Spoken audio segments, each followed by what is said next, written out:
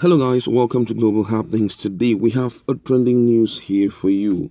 And the headline of the news reads, US Congressman cautions Supreme Court over Imo gubernatorial case as Buhari is believed to be mathematically challenged or truth challenged. Alright, but before we continue with details of the news and further analysis, we'd like to encourage you, if you're not subscribed to our channel, please kindly do so by clicking on the red subscribe button and also on the bell icon so that you can get notification anytime we publish videos on YouTube. Alright, let's look at the news in detail.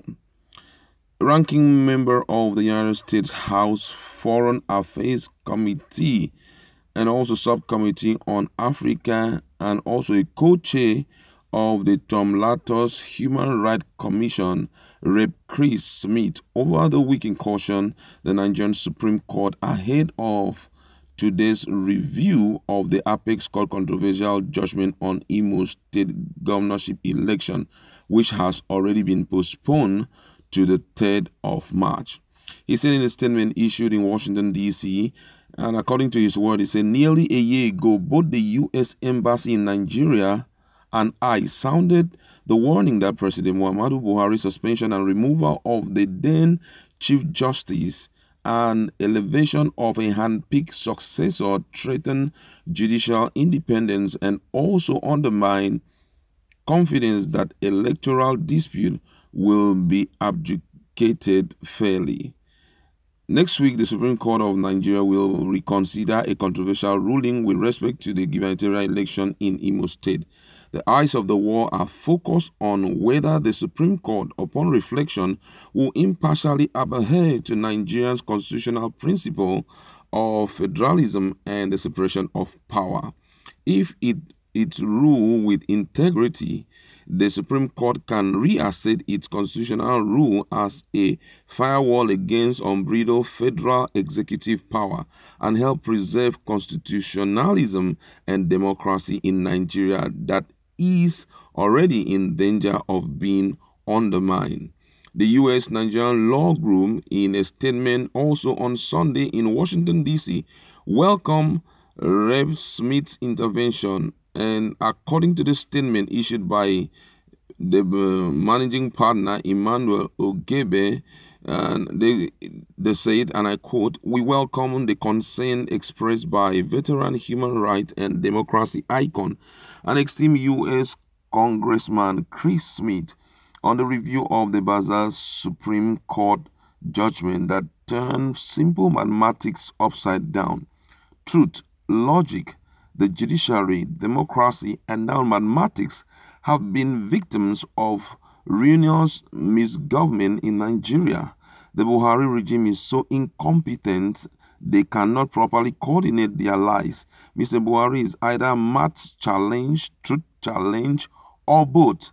In the U.S., he remarked during a statement that he could not be expected to treat those who voted him in with 97%, referring to the Muslim North, with those who only gave him 5%, referring to the Christian South.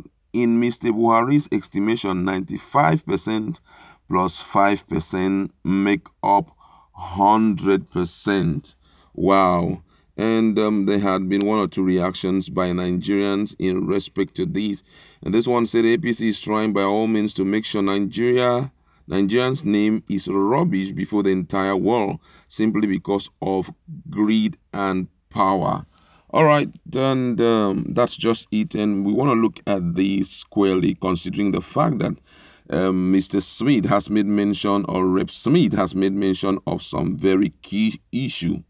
All right, the first thing he made mention of was the fact that the suspension and removal of the then Chief Justice of Nigeria, we know who he was, Walter Nkanu Onogen, his removal from office, and the elevation of Ibrahim Tango Muhammad to the position of Chief Justice of Nigeria. He said that alone was a pointer to the fact that things were not going to really be all right as expected. Already we know exactly the process of removal of the Chief Justice of Nigeria, and we know how they are being appointed.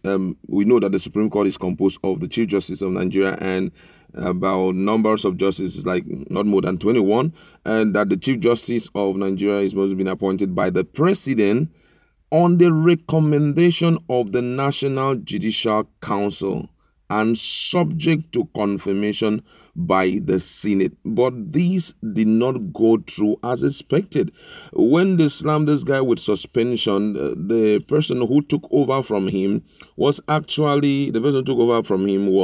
Tanku, and he was just there to relieve him until the case is totally fixed. Then he will go through the normal process of nomination by the Judicial Council before he can now be approved by Senate, and then the President will do the official announcement. But that's not really what happened during that time. The Supreme Court of Nigeria, though it's considered to be the highest court, did not pass through that. So most people believe that that was just a pointer to the fact that things were not going to be all right in the judiciary, and the independence of judiciary was going to be trampled upon. That's what this guy, Rep.Smith, made mention of, that immediately that happened, they knew that something was not going to go well. Now, to confirm that things were not really going to go well, the issue of Imo State kind of shed light on the fact that, hey, that guy was handpicked to do something as at a time like this. I'm talking about CGN Tanko Mohammed. He went further to say that the review will be a reconfirmation if truly the judiciary is as independent as Nigerians expect it to be, or it's just another instrument in the hands of the executive to oppress the people when they feel it's needful to use it to oppress the people. And, that's one of the issues that currently we feel we are not comfortable with. Nigerians are not comfortable with the way things are going on in the country. Already, the Imo State stuff has been moved again. Nigerians are waiting patiently. It's been moved again to the 3rd of March 2020.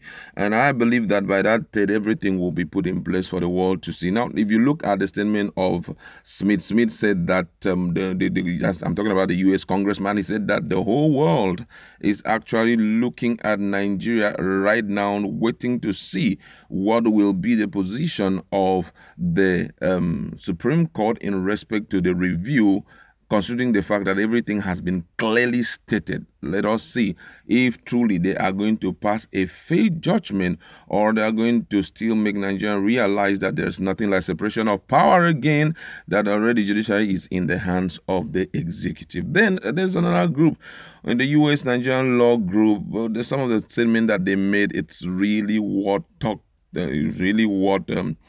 talking about, and the first thing is some of the challenges that they made mention of, saying Nigeria is mathematically challenged, and Nigeria is truth challenged. It's a very serious, statement, and we want to look at it in the light of what happened in the case of, the Imo State gubernatorial election. We may not really point a hand at Buhari, but the present-day government and also the judiciary, what they are doing clearly shows that they have issues with truth. They have issues with mathematics. They have issues, general issues, if you really want to talk about it. How can you say by computation you don't know that the number of votes must be equal the number of validated voters? That alone is clearly shows that there's some problem somewhere. If you even must lie for Nigerians to accept your lie, you must make sure that you align your lie such that it fits with exactly what is expected in the law. But that's not what we saw. It was a different ball game, and that's why you see that they shout and they cry by mostly the Imo light has reached the ears. It's not a PDP stuff.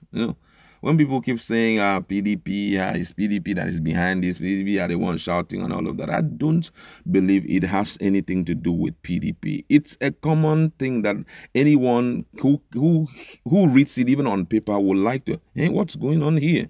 You know, if you see how it is well explained on papers, on social media, anyone who is interested in the affairs of Nigeria will care to give response to it. It was so glaring that there was a clerical error. So this error doesn't mean that the people who were doing the computation did not really understand exactly what was happening, and that's what they're trying to address right now. And if they keep holding on to their verdict and believing and saying that their verdict is true, it will paint the judiciary in a bad light, which may not augur so well for the judiciary. I think this is a time for them to redeem their image once again and see how they can correct things so that judiciary will get back its personality of integrity, its personality of being the last hope of a common man. That's where we're going to leave it. Please go to our comment section. Let us interact. What's your position on this case? Do you think that with a global focus on this particular case that it will force the judiciary to do the right thing, or do you think they are still neck bend on standing their ground in respect to their verdict for the Imo State given?